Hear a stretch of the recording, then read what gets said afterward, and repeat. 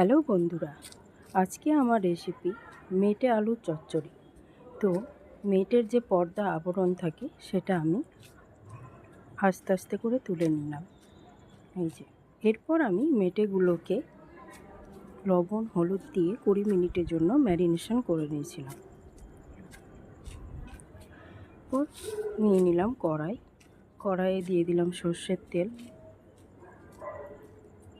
তেল গরম হয়ে গেছে, আমি দিয়ে দিলাম ফোড়ন, লবঙ্গ, এলাচ, দারচিনি এবং 2টো তেজপাতা। যেই ফোড়নের গন্ধ বেরোবে তখন আমি পেঁয়াজগুলোকে দিয়ে দিলাম।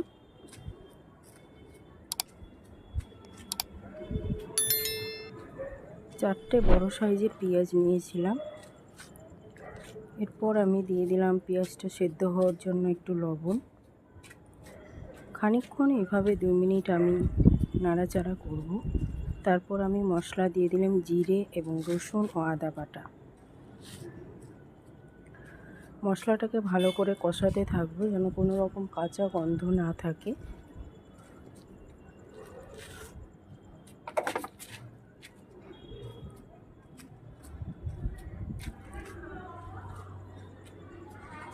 এরপর কিছু গুঁড়ো মশলা অ্যাড করছি, যেমন শুকনো লঙ্কার গুঁড়ো, জিরে গুঁড়ো, ভাজা জিরের গুঁড়ো।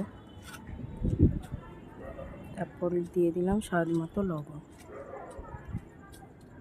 দিয়ে ভালো করে নাড়াচাড়া করব। এরপর দিয়ে দিলাম হলুদ গুঁড়ো।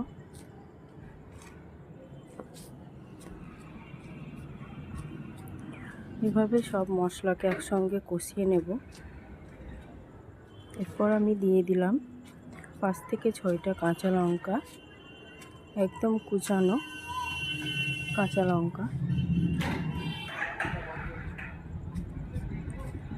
এরপর মশলা থেকে যে তেল ছেড়েছে আমি দিয়ে দিলাম 2টো ছোট সাইজের টমেটো, চপ করা টমেটো দিয়ে দিলাম। কিছুক্ষণ 2 থেকে 3 মিনিট আমি টমেটোটাকেও সেদ্ধ করে নেব। টমেটোটা যে 60% মতো সেদ্ধ করতে হবে। এরপর দিয়ে দিলাম আমি সামান্য চিনি। আর মশলাটাকে ব্যালেন্স করার জন্য আমি একটু চিনি দিলাম। এরপর আলু দিয়ে দিলাম, আলু দিয়ে কষাবো। আপনারা চাইলে, এখানে একটা ছোট্ট টিপস, যে আপনারা চাইলে আলুটাকে কিন্তু আগেই ভেজে নিতে পারেন। আমি আলুটা ফ্রাই করলাম না। তো আলুটার সঙ্গে মশলাটা আমি কষিয়ে নিলাম 2 মিনিটের মতো। এরপর আমি মেটেগুলোকে দিয়ে দেব।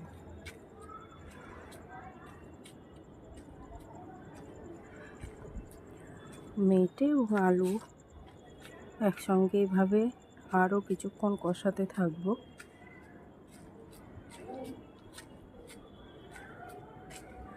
প্রায় 5 মিনিটের মতো কষিয়ে নেব।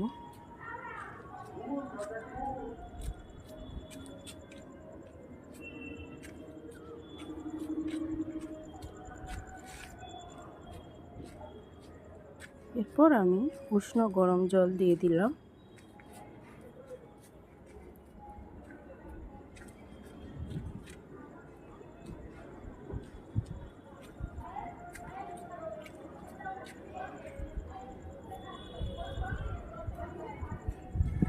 যেই আমার 60%-এর মতো সেদ্ধ হয়ে এসছে,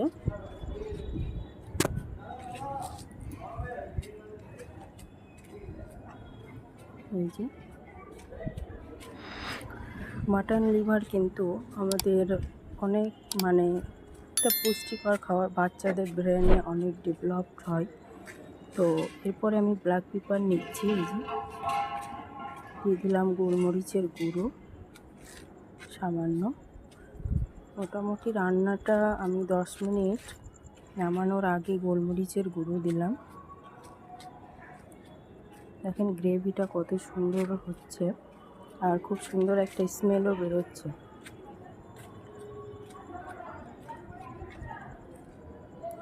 যে রেডি হয়ে গেছে। এরপর পরিবেশন করব, সার্ভ করে নিচ্ছি। খেতে খুব সুন্দর হয়েছিল। যদি এই রেসিপিটা আপনাদের ভালো লেগে থাকে অবশ্যই লাইক কমেন্ট করে নেবেন, এবং কেউ যদি আমার নতুন ভিউয়ার্স থাকে অবশ্যই অনুরোধ থাকলো যে সাবস্ক্রাইব করা। টাটা।